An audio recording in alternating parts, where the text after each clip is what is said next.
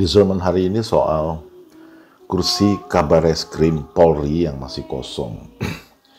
Hari ini 9 Februari 2021 dan kursi itu sudah kosong sejak 27 Januari lalu. Jadi sudah tepat 14 hari. Ini bukan sesuatu yang wajar menurut saya.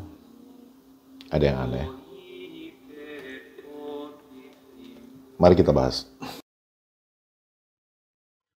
Sejauh ini sudah ada beberapa nama yang beredar di publik yang dianggap pantas untuk menjadi Kabareskrim. Mereka datang dari berbagai angkatan.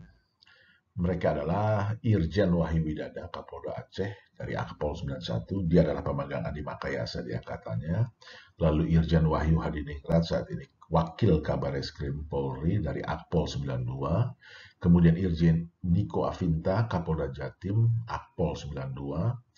Irjen Ahmad Doviri, Kapolda Jabar, Akpol 89, dia juga adalah pemegang Adi Makayasa di angkatannya. Dan yang terakhir disebut-sebut juga adalah Irjen Fadil Imran, Kapolda Metro Jaya dari Akpol 91. Sampai video ini dibuat, siapa yang akan menggantikan Jenderal Listio Sigit Prabowo sebagai Kabareskrim masih diproses di Wanjakti atau Dewan Jabatan dan Kepangkatan Tinggi. Dari Wanjakti nanti akan keluar nama-nama untuk ditentukan atau dipilih oleh Kapolri. Dan ini memang kewenangan Kapolri. Walaupun tidak dalam arti mutlak, karena bagaimanapun tetap harus ada angkukan kepala dari istana.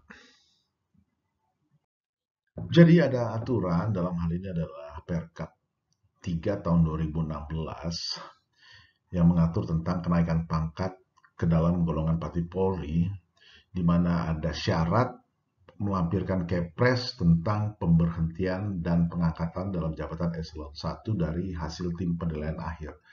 Dan kita tahu bahwa sesuai dengan peraturan Presiden nomor 5 tahun 2004, itu ketua tim penilaian akhir adalah Presiden sendiri. Ada satu hal menarik yang bagi saya menimbulkan tanda tanya.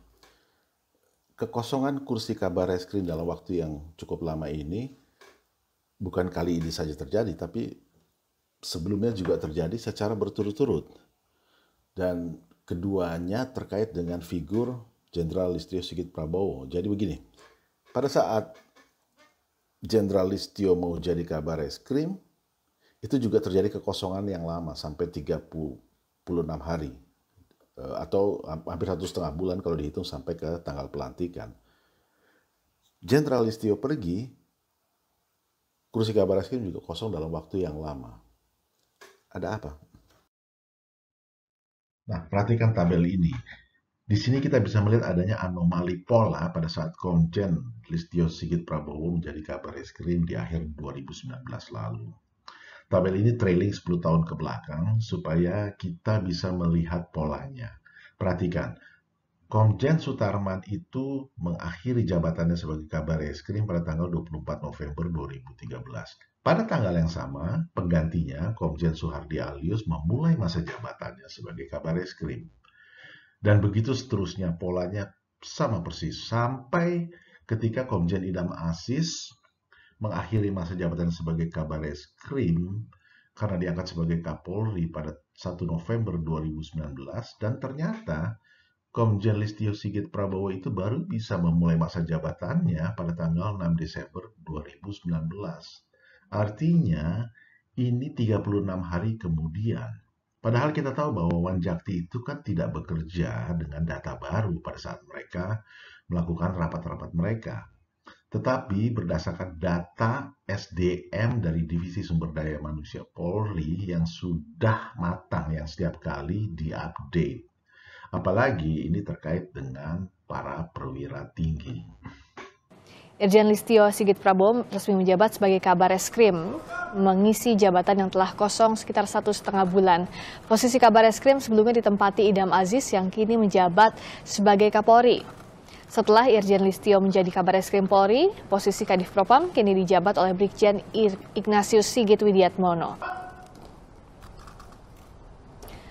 Bertepatan dengan pelantikannya sebagai Kabar Eskrim, Irjen Listio Sigit akan melakukan prioritas pengungkapan kasus yang ditangani Polri. Kabar Eskrim menyatakan akan mengungkap kasus penyiraman air keras terhadap penyidik KPK Novel Baswedan. I don't trust words. I even question actions, but I never doubt patterns. Ada pattern berikutnya yang menarik untuk kita analisis sehubungan dengan personil-personil yang mengisi jabatan bintang 3 di Mabes Polri pada masa lalu. Pattern ini terkait dengan tradisi yang disebut urut kacang dalam konteks pola karir dan rotasi jabatan di Polri. Ini untuk memberikan kesempatan kepada setiap angkatan supaya ada dari mereka yang mencapai jenjang karir optimum, idealnya sih jabatan Kapolri. Patternnya begini, bila Kapolri yang tidak mengikuti tradisi urut kacang, maka para pejabat bintang 3 di bawahnya itu cenderung mengikuti tradisi urut kacang. Hal ini untuk menjaga soliditas internal di Polri itu sendiri. Tito Karnavian resmi menjadi Kapolri menggantikan Jenderal Badrodin Haiti. Tito dilantik oleh Presiden Joko Widodo di Istana Negara pada siang tadi. Prosesi pelantikan Tito Karnavian diawali dengan pembacaan keputusan Presiden tentang pemberhentian dengan hormat Jenderal Polisi Badrodin Haiti dari jabatan Kapolri. Setelah pembacaan Kepres, acara dilanjutkan dengan pengucapan sumpah jabatan yang dipandu langsung oleh Presiden Joko Widodo. Acara dilanjutkan dengan penandatanganan sumpah jabatan oleh Presiden. Naiknya Jenderal Tito Karnavian ke jabatan Kapolri, dia Akpol 87 ya, itu tidak mengikuti pattern tradisi urut kacang. Akibatnya ada 4 angkatan seniornya yang tidak mencapai jenjang Kapolri. Akpol 83, 84, 85, dan 86. Nah, kita akan melihat bagaimana Kapolri Tito melakukan staffing untuk jabatan-jabatan bintang 3 di bawahnya. Supaya tidak terlalu panjang, kita mengambil beberapa contoh saja ya. Kita akan melihat bagaimana Kapolri Tito Karnavian menunjuk wakilnya, Wakapolri.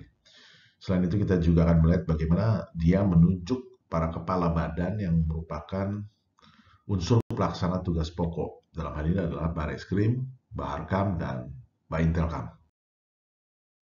Perhatikan di sini ya. Wakapolri di era Tito yang pertama adalah Komjen Budi Gunawan, seniornya dari Akpol 83. Memang Tito tidak menunjuk Budi Gunawan karena dia adalah Wakapolri dari era sebelumnya, era Badrodin Haiti. Namun Budi Gunawan sempat 2 bulan lamanya mendampingi Kapolri Tito sebelum dia pensiun dan diangkat menjadi Kepala BIN. Penggantinya Tito menunjuk seniornya dari Akpol 85, Komjen Syafruddin Kabo, dan Syafruddin mendampingi Tito 1 tahun 11 bulan lamanya sampai dia pensiun. Setelahnya, kembali Tito menunjuk seniornya dari Akpol 85, Komjen Aridono Sukmanto, yang sempat mendampingi selama 1 tahun 2 bulan lamanya. Ini adalah Wakapolri terakhir di era Tito karena justru Tito yang pergi duluan, pensiun dini, dia akan menjadi Mendagri. Di Badan Reskrim, yang menjadi kepalanya ketika Tito datang sebagai Kapolri adalah Komjen Aridono Sukmanto, seniornya dari Akpol 85. Dan Tito tidak menggantinya selama 2 tahun 1 bulan. Dan justru malah menunjuknya sebagai Wakapolri. Baru setelahnya Tito menunjuk koleganya dari Akpol 87, Komjen Arief Sulistianto, untuk 5 bulan lamanya sebelum dimutasi sebagai Kalemdiklat. Kemudian Tito menunjuk Komjen Idam Aziz juniornya dari Akpol 88 yang selama 9 bulan menjabat Kabar Eskrim sampai Tito pensiun dini. Komjen Idam Aziz kemudian menggantikan Tito sebagai Kapolri. Di Badan Intelkam ini, para kepala badannya sangat merefleksikan pola atau pattern urut kacang ini. Yang pertama adalah Komjen Nur Ali, senior Tito dari Akpol 81. Tito memang tidak menunjuk dia karena merupakan kelanjutan dari era Kapolri sebelumnya. 3 bulan lamanya Nur Ali menjabat Kabak Intelkam, dan penggantinya adalah senior Tito lagi, yaitu Komjen Lutfi Lubianto dari Akpol 84 yang menjabat selama 1 tahun 3 bulan. Setelahnya kembali Tito menunjuk seniornya dari Akpol 85, Komjen Unggung Cahyono, walaupun hanya untuk 3 bulan. Dan masa menjabat yang singkat ini memberikan kesan kuat bahwa Tito ingin memberikan kesempatan kepada Unggung untuk mencapai jenjang bintang 3. Baru setelahnya Tito menunjuk koleganya dari Akpol 87, Komjen Agung B. Marioto, yang sempat 6 bulan mendampingi Tito sampai dia diangkat menjadi Mendagri. Di Badan Pemelihara Keamanan, Baharkam, pattern urut kacangnya serupa. Komjen Putut Eko Bayu Seno, senior Tito dari Akpol 84, adalah kepala badan yang pertama di era Tito yang sudah menjabat sejak era Kapolri sebelumnya dan tidak diganti oleh Tito. Dia menjabat selama 1 tahun 2 bulan di era Tito sampai dimutasi menjadi Itwasum dan kemudian diganti oleh senior Tito lainnya dari Akpol 86, Komjen Mukhgiarto, yang menjabat selama 1 tahun 7 bulan. Kemudian Mukhgiarto diganti oleh senior Tito lainnya, Akpol 84, Komjen Condro Kirono, yang mendampingi Tito selama 6 bulan sampai Tito melepas jabatan Kapolri.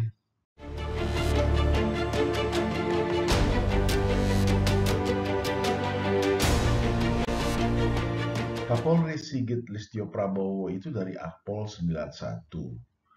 Dia melompati beberapa angkatan seniornya, seperti halnya dengan Kapolri Tito Karnavian. Ini artinya Akpol 89 dan Akpol 90 peluangnya untuk menjadi Kapolri tertutup. Dan oleh karena itu tidak sulit membayangkan Kapolri Sigit akan mengikuti jejak Tito Karnavian untuk menjaga soliditas internal di Polri. Artinya dia akan mempertahankan tradisi urut kacang dalam pola karir dan rotasi jabatan di Polri.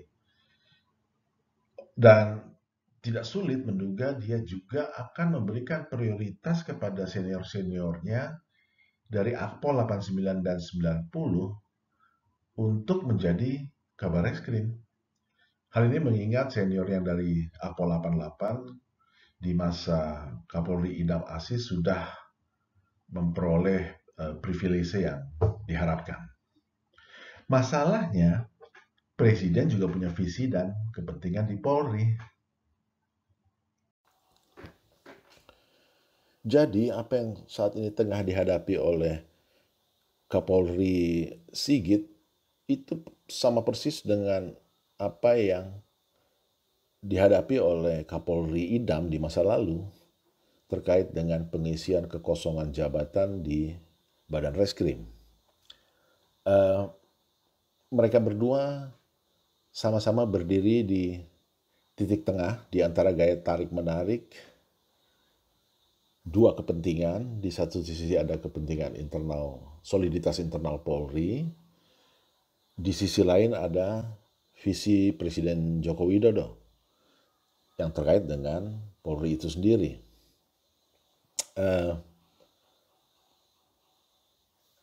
Kita tahu bahwa kita menganut dalam hal Kamtipmas apa yang disebut criminal justice system, di mana intinya berada di Bareskrim ini. Dan itulah sebabnya kita bisa mengerti bahwa dua-duanya punya kepentingan, baik presiden maupun Kapolrinya. Dan inilah yang membuat kenapa terjadi lagi saat ini kekosongan untuk posisi kepala Bareskrim. Karena ini memang posisi yang sangat strategis.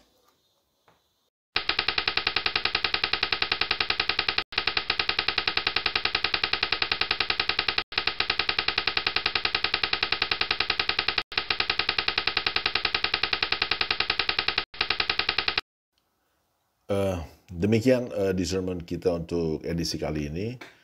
Semoga ada manfaatnya. Sampai jumpa di edisi yang berikutnya.